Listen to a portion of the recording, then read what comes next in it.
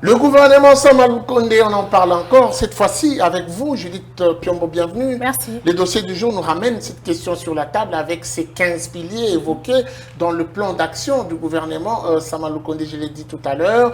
15 piliers, nous allons poser notre focus sur un de ces 15 piliers.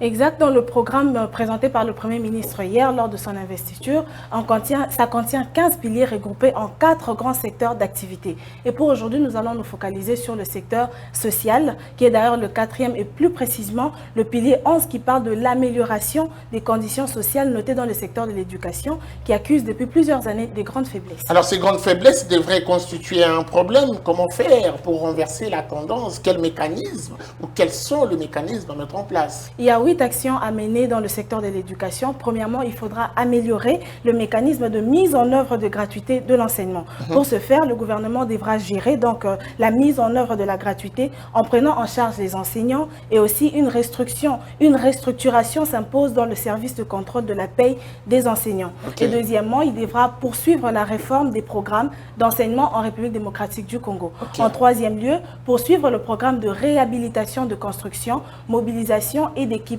des écoles primaires, secondaires et des établissements d'enseignement supérieur dans toutes les provinces. En quatrième lieu, donc, il devra organiser les états généraux de l'éducation dans la formation professionnelle et de la recherche.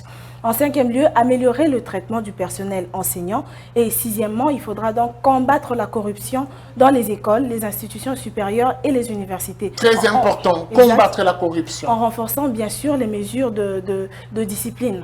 Et donc, septièmement, il faudra promouvoir la formation technique et professionnelle. Et pour finir, enfin, en huitième lieu, il faudra initier des programmes de formation technique et professionnelle en faveur de jeunes sans diplôme. On a comme l'impression qu'il s'agit quand même d'un gouvernement qui pourra rentrer dans les moindres détails pour résoudre cette question qui prend de plus en plus corps, cette question majeure de la qualité de l'enseignement en République démocratique du Congo. Exact, avec ces actions en grande envergure, le gouvernement Sama pourra faire face aux différents défis qui minent le secteur de l'éducation. Merci à vous, Judith, pour toutes ces précisions. Merci.